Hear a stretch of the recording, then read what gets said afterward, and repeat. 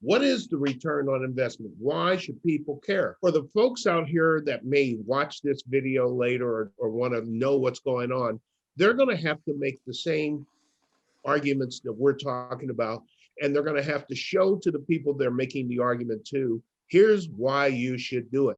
In terms of like outcome metrics, because we've been at this for a while, I mean, within a couple of years, we were showing that kids coming from households where English is not the language spoken, that the gap in their word the word count, their ability to use English and what have you, had completely closed because of preschool. It completely closed that gap entering kindergarten, and no other intervention that we had ever tried or that the school had ever tried had even come close. I hear a lot less from businesses that they don't want to locate here because of our education system.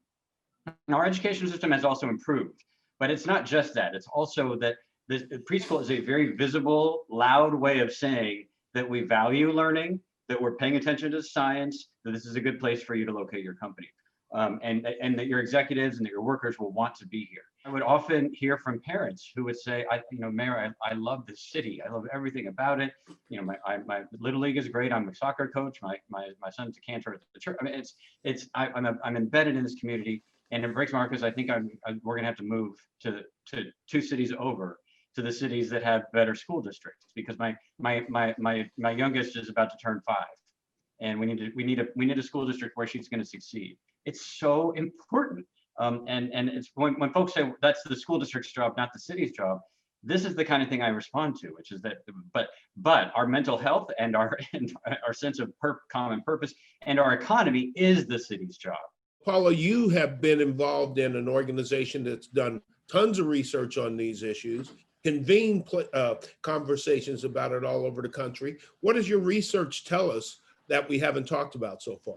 If I had a magic wand and could be in charge of everything, I think what I would really push for is us to really look at our total education system and use the brain science and really create a birth to 3rd grade as our educational system, because I think what we know by the science is those first 5 years are so critical for future success.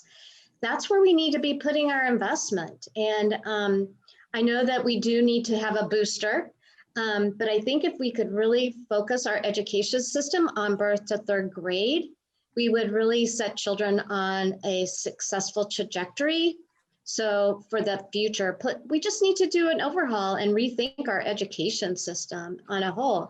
And I know it really does make a difference in communities. I know when I was working at Google for 4 years as a family project manager, you know, when we would have employees in certain cities looking for resources around education and for early care and education, sometimes we had a hard time getting some of our employees wanting to transfer to those cities because of the quality of those systems. And so I think I'm hearing more and more local communities talking about this as an important issue in their infrastructure, just the same as roads.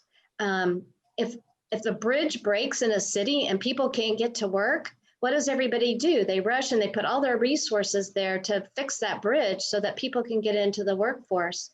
I mean, we're starting to see childcare as the same thing in our early education system during this pandemic. If our childcare providers aren't open, people can't get back into work, and that's really going to slow down our economy's recovery.